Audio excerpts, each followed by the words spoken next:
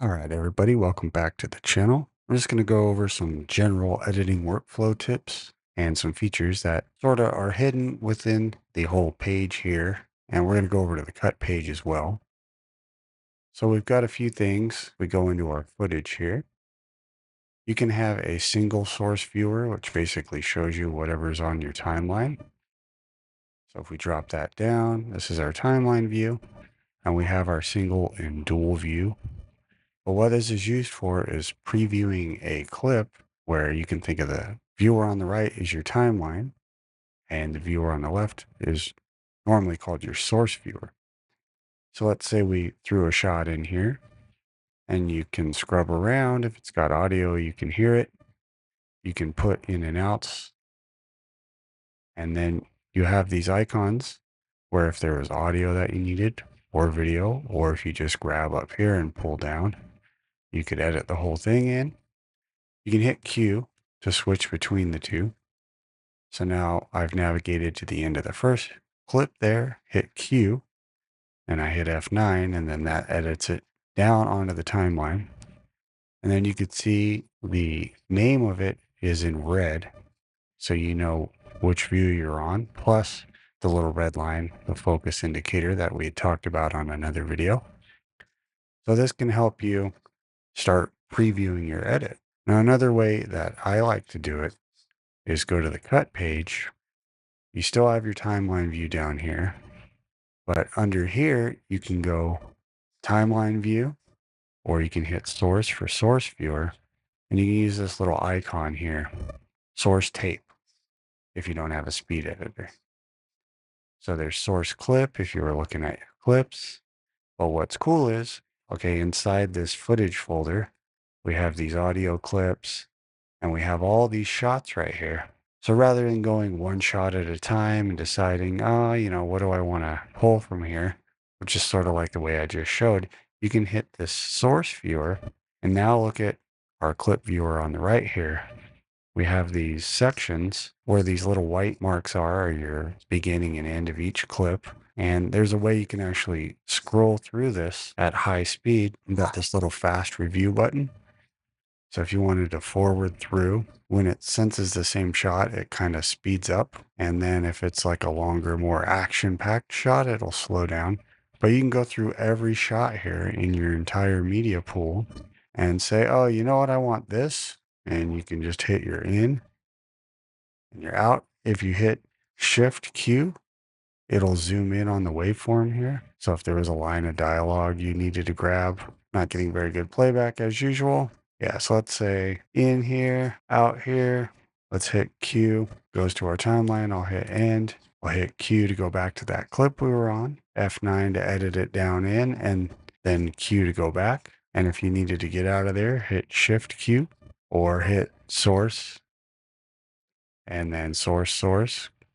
Kind of does the same thing with the speed editor. And then you could hit escape, and then that'll take you back out to your clip, and you can clear your in and out with Option IO. And then you can keep selecting more clips out of here. So it's a good way to see every little bit in your media pool if you're like building a rough cut in here. And you can still come down here and do the trimming and all that like you could. And there are hotkeys for the inserting, or I should say icons. You can also use your tools on the shots. So if you needed to like transform something like that, all these little icons come up. So depending on what you needed to do, dynamic zooms, composites, speed changes, stabilization, all this cool stuff right here in the cut page. And then I typically would go back to my edit and start adding, titles. I'm pretty comfortable on this edit page versus working with, the cut page. There's a lot of great things, but mainly I just use it for going through that source material. So those are a couple things I wanted to show you. Another shortcut that I find I use all the time is Command Shift brackets. And what that does is it's a ripple edit. Let's say you go to the end of the shot and you don't need everything to the right of the playhead. If you were to go trim and then there's a ripple, you can see start to playhead and end to playhead. And there's the two shortcuts. So you can think of it as the bracket left is everything to the left and the bracket right is everything to the right. So if I wanted to just append this without rolling it over, I can hit Command Shift bracket, and that trims it. And same thing at the head of the clip, Command Shift left bracket would get rid of that. It's a good way to trim up your timeline. I also use trim on the editor a lot. So if you hit T, you can see the icon changes from this arrow. So your arrow select tool is A. And then if we hover over this, you can see trim mode is T. So I hit T. And then if I hit trim out, depending on where my playhead is, so if you're closer to the left, it'll choose the left. If you're closer to the right, it'll choose the end. So there you go. In the middle, now it chose that. But I hit trim out and you could see the icon changes. It turns green. And then I can use the jog wheel to pull back my entire clip. Doesn't really work for me for J and L cuts, but I'm trimming out unwanted chunks or just getting the cut a little bit better. It also works on here. So let's say we didn't like how it entered this next cut. We could park on the cut and hit trim out. And then this gives you a little preview window up here, especially if we get rid of our source viewer. It'll give you a little bit bigger.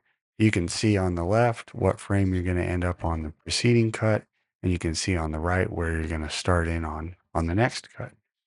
So you can roll a shot to get it to where you like, and it'll edit. That one's pretty useful, and I use that one every edit. There is a way if you cut up a bunch of files and trimmed out a bunch. Let's say we have a gap like we do here. You could go in and hit the space in between and hit delete. But if you got that on a whole bunch of clips, like you trimmed, the tails and head off of a lot of shots, under edit, you have delete gaps, and there's no shortcut for it. You could always add one.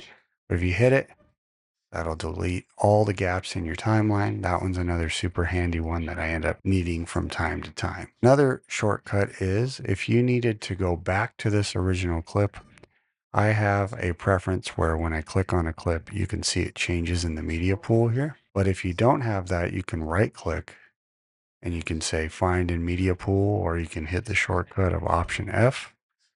So if you did want to see it, let's say you were out of this particular folder. Now I'm clicking here. Of course, it switches to this because I told it to, but if we go Option F, now I'm not on the timeline. You could see the focus indicators up here in the media pool. As soon as I click back down on the timeline, now I'm over here. We have that clip selected and I hit Option F and it finds it.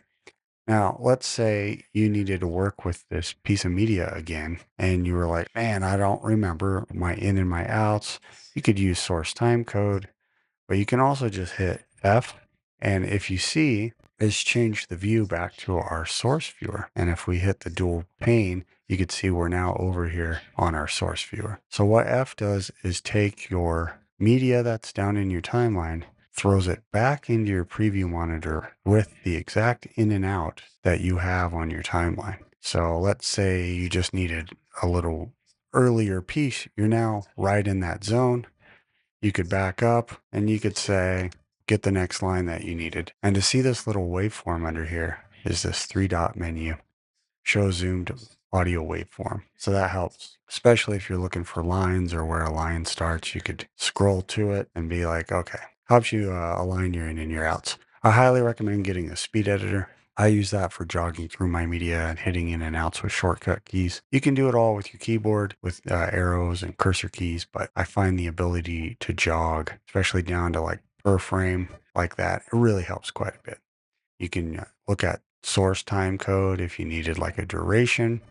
Sometimes you're like, oh, I need a 3-second shot. You could add that in and look at your duration and say, all right, I need 3 seconds. Or let's say there was a gap and you needed a shot in here. You could go in, out, and then you could look right here, 3 seconds at 16 frames, and you could choose that out of your media.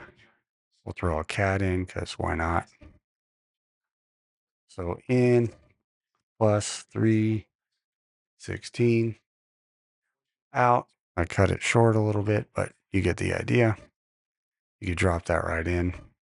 You can also replace clips. Okay, so let's say we needed to swap out a shot. We have this cat shot here. We select over the clip and hit X. That'll choose the entire clip. And we can see up here in our timecode viewer, it's 3 seconds and 14 frames. So I went ahead and threw this clip into our source viewer and chose an in and an out of the equal length. And with this clip selected, we can now choose replace clip. And there we go. It didn't actually do the audio because there's no audio on this source clip. If there was, it would show up and it would do both, but it's empty right now. So just be aware of that. That's another good one. If you're needing to swap a shot or something like that, you can actually just choose your entire shot. Another thing that's handy is your time codes. Let's say we just want to move ahead 3 seconds. As soon as you hit plus, it enters for a prompt and you could hit 3 dot and now it moves ahead 3 seconds. Time code helps quite a bit.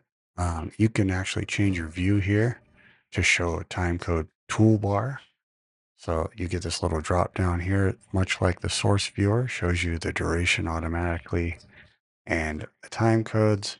So if we hit X, you can see it just went, put our in and our out of the clip and gave us a duration here. You can also have a window here, show time code overlays. So that gives you source time code for each of those. You can also show markers up here too. So sometimes I'll use that show overlays, but not very often. And then if we have split viewer, you have the same kind of options over here. A few more actually. Show video frames. You can go next and previous clip. You can also change your view over here for just this section versus your timeline. So if you wanted it to be actual size, it zooms in. You can zoom in and out and pan around. You can hit Z to come back. Same thing with this viewer, I should say. Another feature that I use quite often is Shift Z on the timeline. So if you're zoomed in on a shot and you want to see as close as you can, maybe you're making an audio cut, maybe you're looking at a smaller transition, you can hit Command plus, zoom in, you can hit Shift Z. That'll take you fully zoomed in, and Shift Z will take you to show all the clips in your timeline. So if you have a really long timeline, it'll shrink it down quite a bit. You can customize your views in here quite a bit. You can have this thing called a dual pane media pool. So that split screens your thing. So let's say on the top here, you wanted to be up in your master, and on the bottom, you wanted to be in this secondary folder. You could have both of those open. And that's under here under the 3 dot menu of your media pool. It's dual pane media pool. You also have show audio waveforms. Takes a little extra resource, but kind of lets you see visually. And when you're previewing audio, you can scrub through, and let's say there's an event, you can just stop on it and then hit play and it'll go. So that's pretty nice. So if any clip has audio along with video, so it doesn't have to be one or the other, you can preview it that way. And you don't even have to go over to this source monitor or drop it in here. You could be over here, look for it, preview it, hit play. It kind of takes over this monitor. And then if you did want to drop it in, you can if you had it in source viewer. So there's source. We're on dual, same thing, drop it in here. You could start. And since this is audio only, it switches to audio. So that's another useful feature inside the media pool. I want to cover smart bins versus power bins. So smart bins, depending on the version of Resolve you have, you'll have collections. So you could say, I just want to see video, I just want to see audio. And then we have these other categories. You have to have the paid version. Well, what you could do is go into your footage folder, select all, right click, and then you tell it analyze or audio classification analyze. Now that's going to go through, it's going to start inspecting all your media. And if it hears sound effects, if it hears dialogue, anything like that, it'll start putting it in these categories over here, which is kind of cool. So you might want to do that at the beginning of edit and have everything organized in that regard. You can also tag it by keywords. Smart bins, you have your timelines in there. So if you had a bunch of timelines within your project, you could always click that and know that whatever timelines you have built are in here. And by the way, I think it's by default, there's no power bin or smart bin. So your media pool might look like whatever folder structure you have here. So from the three dot menu, show smart bins, show power bins. Power bins go with your project. So I have this here.